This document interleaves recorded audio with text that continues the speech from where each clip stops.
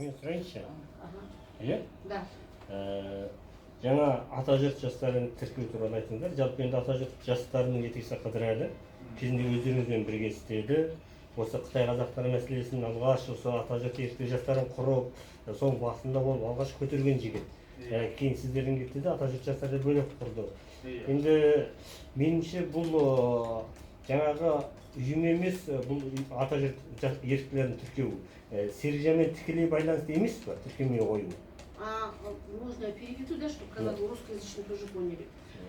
Журналист спрашивает о том, что ведь Атажұрт жастары, которые организацию, ну я не знаю, какая правовая форма у него, Қыдырәли, по имени Қыдырәли зарегистрировал лицо, он разве он не был тоже в этом Атажұрте, ну то есть Атажұрт еріктілері, и не связано ли с тем, что именно вот это то, что отказ регистрации, с тем, что Серікжан Ильяшев. Правильно я сказал? Иә, бұл жерде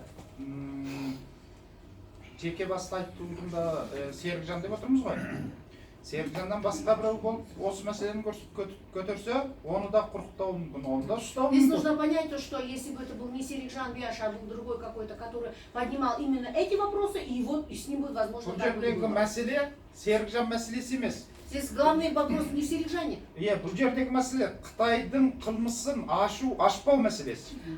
Это проблема вот в чем. Проблема в том, что раскрывать преступления Китая или не раскрывать, говорить о преступлениях или не говорить. То есть он имеет в виду, что любой бы, это был бы, допустим, Ербол, это был бы Хайрат, там еще кто-то, который бы так же, как, кстати, Серікжан выступал, так же бы, с ним бы также обошлись бы. Серікжан пострадал за свою деятельность. Кім Қытайдың қылмысын ашады, нақты түрде шынайы жұмыс істеп, Қытайдың қылмысын ашу үшін жұмыс істесе, сол кедергіге ұшырайды. Тот, кто будет раскрывать и тот будет говорить об этом, вот у него вот такие.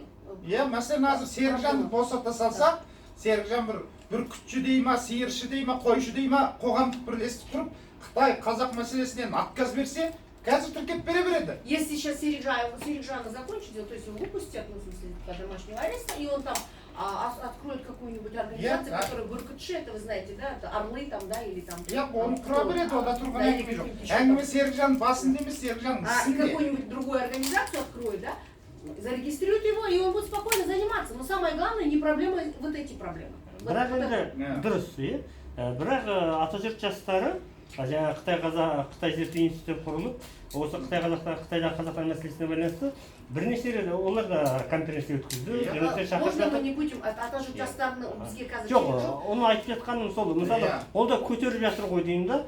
Мы уже сказали, что то, что их касается здесь, нас не касается. Как они поднимают, мы не знаем, но мы знаем о том, что как работает Атажұрт. Так может быть создаться еще 200 таких организаций, да, которые также будут поднимать вопрос, вести, например, одну или там 2 человека кричать: мы занимаемся проблемой Китая. Ради Бога, занимайтесь. Но как Атажұрт, массовые вот такие вещи они не поднимают. Вот это разные вещи. Айына бір рет, болмаса аптасына бір, күніне бір конференция өткізгенмен әңгіме шешілмейді. Это не связано с тем, что как, вот, допустим, пошел сделать конференцию один раз в месяц, неделю один раз. Это не решение проблемы. Это факты жинау, да? Это факты, которые реальные люди, за которым, да? Я бір үйімді құрып алсаңды. Айына бір конференция өткізіп қоя. Можно организацию создать, месяц один раз делать конференцию, это закон. А вот именно поднимать этот вопрос, открывать, говорить о реальных вещах, это совсем другое. Мадина Алимханова, что вы хотели задать? Сейчас скажем. Я хотела спросить, какие есть новости по делу Серікжана, какие собираются предпринимать дальнейшие шаги. И еще хотела немножко уточнить по поводу вот небольших организаций, которые используют в своем названии слово Атажұрт. Вот здесь вот на баннере указаны Атажұрт Жастар, которые упоминались, и другие. Это они имеют отношение как раз к основной организации или как? Потому что немножко запуталась. На этот баннерде дейді Атажұрт жастар туралы жазылған дейді еще дейді. Где вы видите здесь Атажұрт жастар? Нету? Жастар. Вот аккаунт в Твиттере, в Фейсбуке. Атажик кизет. Это раньше, да, было? Это Мама. было это был сайт Атажик Жастар, но это не организация была здесь. То есть мы, как уже говорим, создали организацию Атажик Жастар. Естественно, вот это было же до того. То есть, когда они работали, и до сих пор, да, вот Атажик Ер, да, они создали вот такие сайты. Молодые могут сюда обращаться, эти могут сюда обращаться, можно сюда обращаться и так далее. Теперь создана организация, мы не говорим маленькая, это я просто сказала, что как бы, условно, да.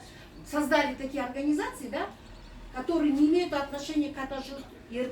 К этой организации они не имеют отношения. Но при этом